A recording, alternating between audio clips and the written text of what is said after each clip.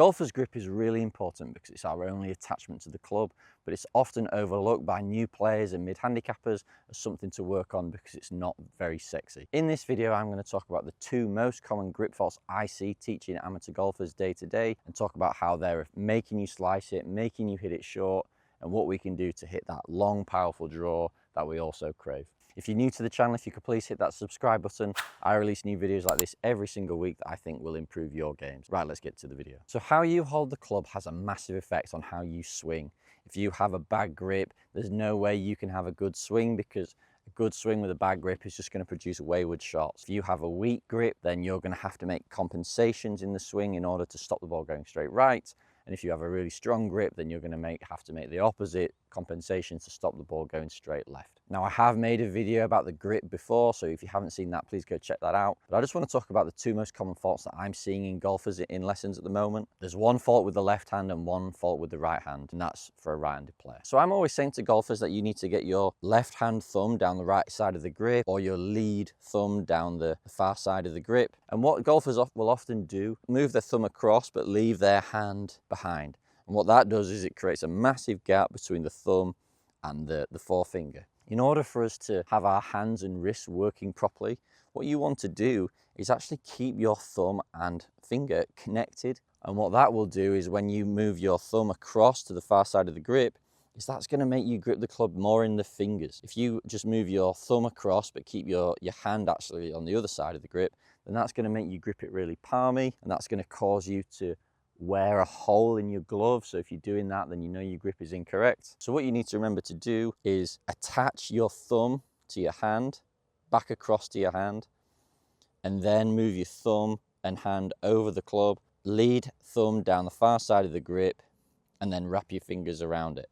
And what that does is that gets me in a neutral position where the V from my thumb and forefinger points up towards my trail shoulder, and I'm gripping the club in my fingers, not in the palm. When you have a palmy grip, what that's going to mean is it's hard work to cock and uncock your wrists, which means it's going to cost you power. And it also means you're going to want to rotate the club face open, which is going to cause you a slice. So by keeping the thumb attached to the finger, getting the thumb across, gripping it in the fingers, all of a sudden that club feels really light in my hands.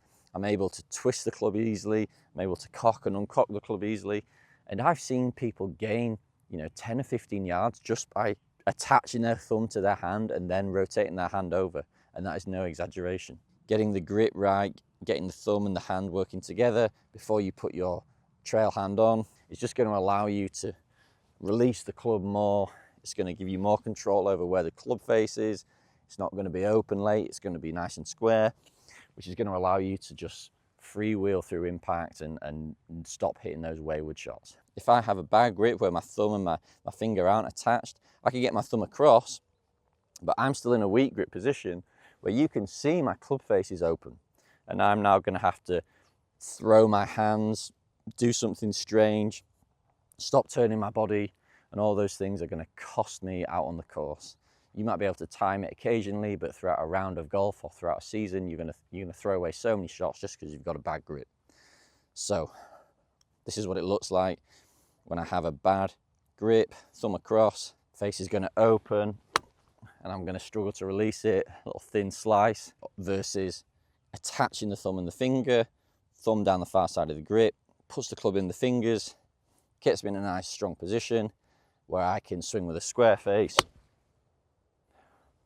hit that draw. The second fault I see all the time in amateur golfers is not having their thumb and forefinger pinched with a little trigger in that right forefinger. Now, the reason we want to grip the club like that is there's 2 things here. So having the club more in the finger ends just gives you a heightened awareness of where the club head is, where the club face is, where the bottom of your arc is, and all those things are going to help you strike the ball better, point the club face in the right direction, and hit the ball further. When you grip the club with those fingers separate without the trigger, you're now just like gripping a hammer, and I don't have anything like as much control over where that face is pointing or where the bottom of my swing is. So why should we give up that sort of control? All the time, poor players and new golfers are gripping the club like this, like a hammer, and they wonder why they're wayward. You know, you wouldn't grip a pen like that, you wouldn't grip a chopstick like that. You hold it in the finer ends of your fingers because that's where we've got the most feeling,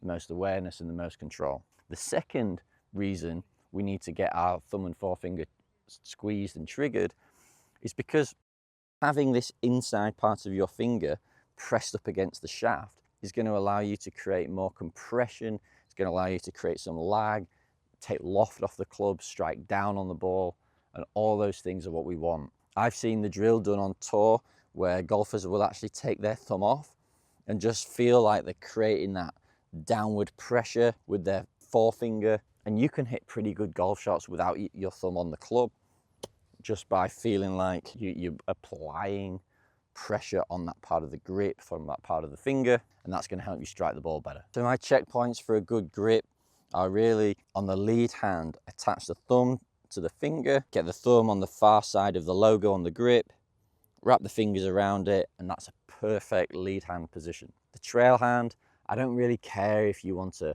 overlap, interlock, or just baseball it.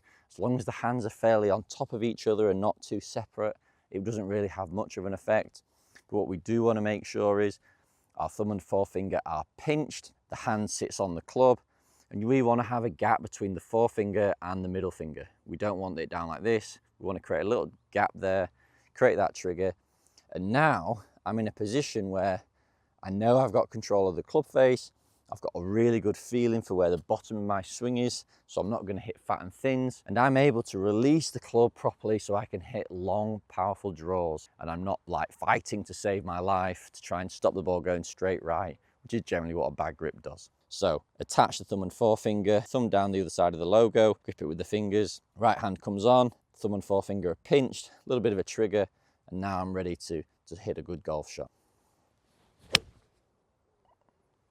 Perfect. Please do not overlook the grip. It is such an important part of your technique. A good grip will allow you to have a good swing, and a bad grip was going to force you to make compensations, which are just going to cost you shots in the long term. Thanks very much for watching the videos. If you can please like and comment to boost the engagement, and subscribe if you don't already, that'd be great. If you like what I put out in these videos, you like what I say about technique, I can actually help you with your game no matter where you are in the world. So if you just want to click the link in the bio, it'll take you to Skillist, which is an online coaching platform, and there you can look to see what I do, and actually I can help you with your game. So analyze your swing, give you some drills and tips to help you improve, so we can work together to help you lower your handicap.